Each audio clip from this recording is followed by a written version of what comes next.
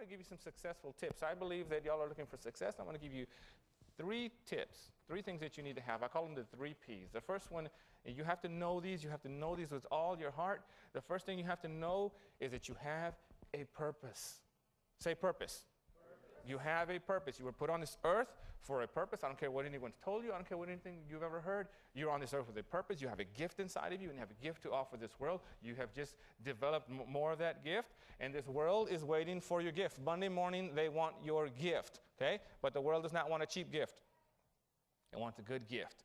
So it's your job to continue developing and mastering this gift that you have and give it away. The problem is that sometimes we look for this purpose in everything and in our lives. We go here, we go there, we go into the streets, we go into our friends. Sometimes we go look for it in a woman or in a man, sometimes in a bottle or in a needle and all the kind of things. But we've realized that the purpose is not out there.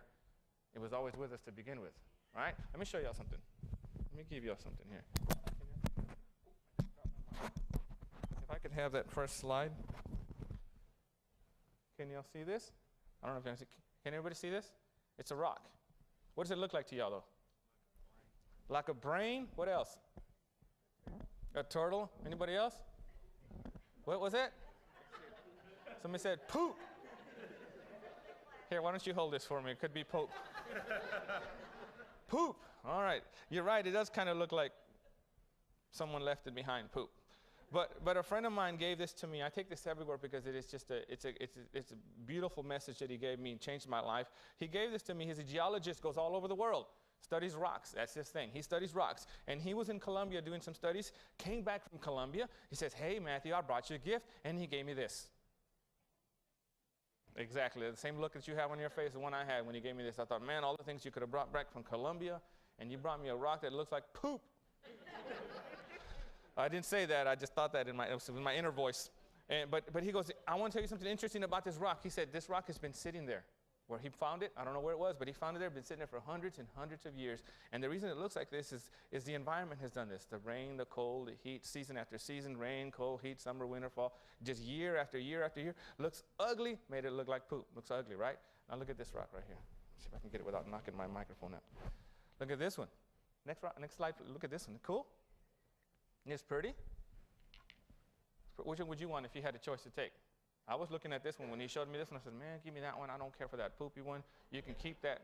I want this one. And he showed me, but let me tell you something. Would you believe me if I told you it's the same rock?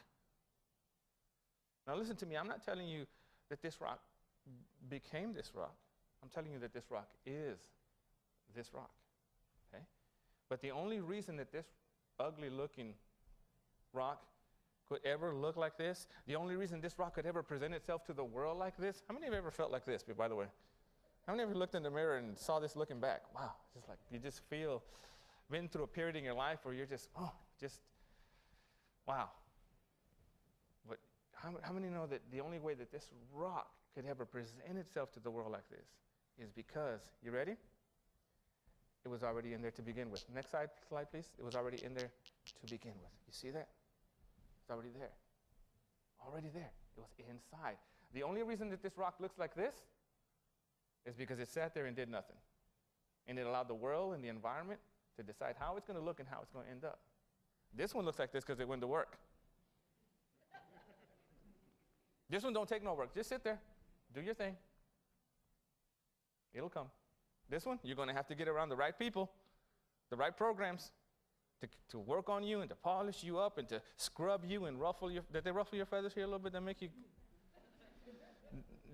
but this one don't take no work. Just sit there. Just sit there.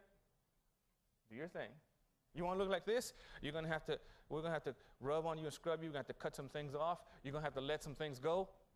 This one, you don't have to. Just sit there. Do your thing. Just do your thing. I believe that this process that you've taken the last 7 weeks has polished you up. You may have walked in like this, but I believe you're walking out like this. You may have come into this world like this and walked around the world like this, and the world may have said, you know what, I don't need you, I don't want you. You look like poop. But in 7 weeks, this polishing process has come. You've got around the right people, and they're polishing you, and they're going to send you out to the world like this, and the world says, nah, I want you. Because the only difference between these two rocks is how they did their time. That's it. It's the same rock. and it's inside you. Don't look out into the world for what God has already put inside of you. Ephesians says that you are his workmanship.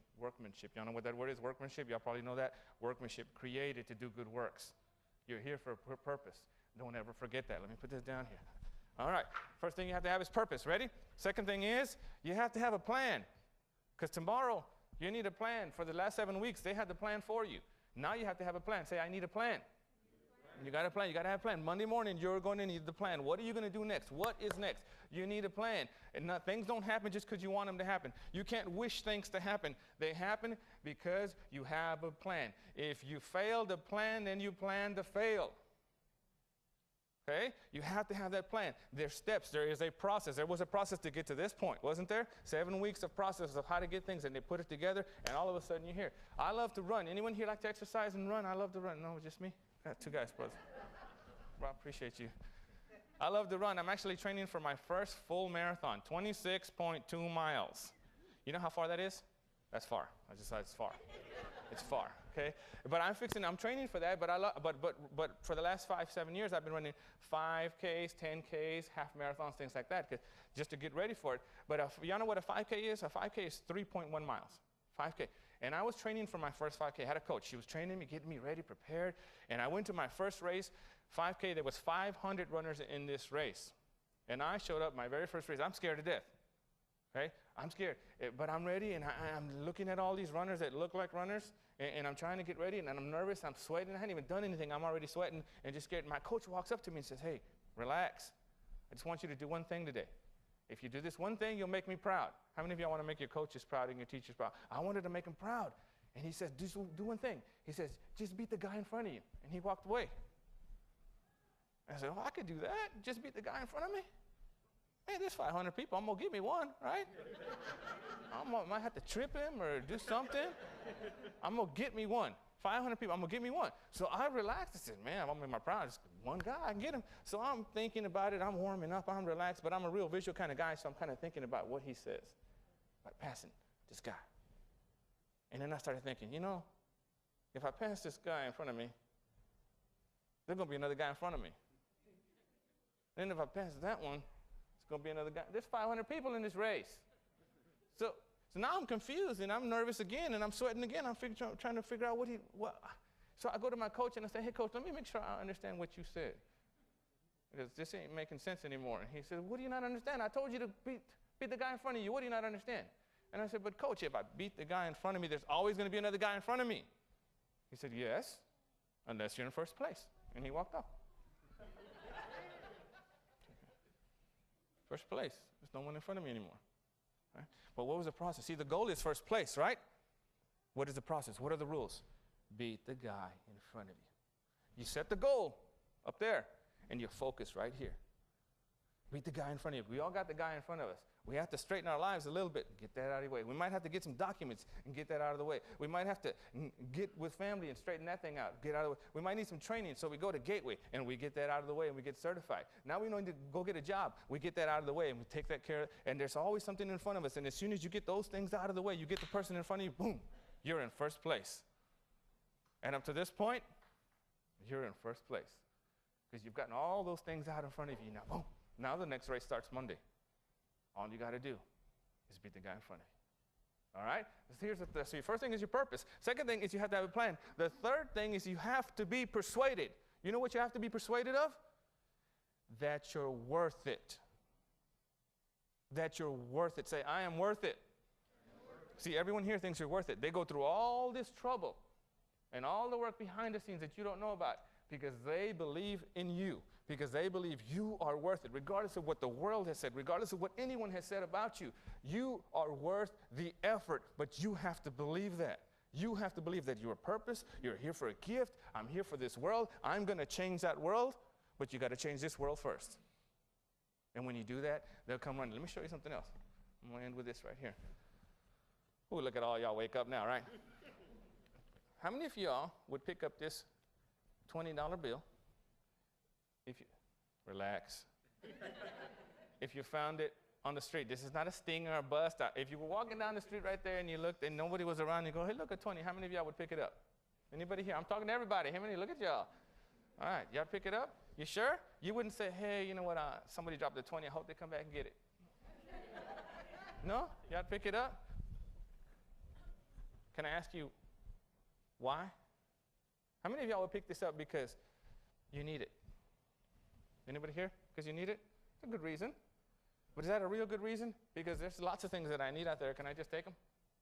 I need that truck. Can I take that truck? No? How many of y'all pick it up because you want it? It's a good reason. But I want a lot of things. Can I just take them? I want that flat screen that's hanging right up there. Can I take it? I can't take it. Just go. So what is the real reason we pick this up? What does this have that we want? Value. It's the value that's attached to this that makes it attractive. It's the value that's attached to this that makes you look, oh, look at that 20 across the street, and you'll run across traffic to go get it, won't you? You'll be like, hey, hold up. You'll be in the middle of the street trying to you'll get it, right? It's attractive. The 20, it's what gives it the power to trade it for what you want and what you need, right? But let's get real here. Let me borrow this. This is a piece of paper, right? So is this one. This has ink, right? So is this one. Why don't you pick up every other piece of paper on the street? Why don't you just go down the street and just pick up every single paper on the street? Why not? Why don't we do that? Come on, y'all got to help me out here.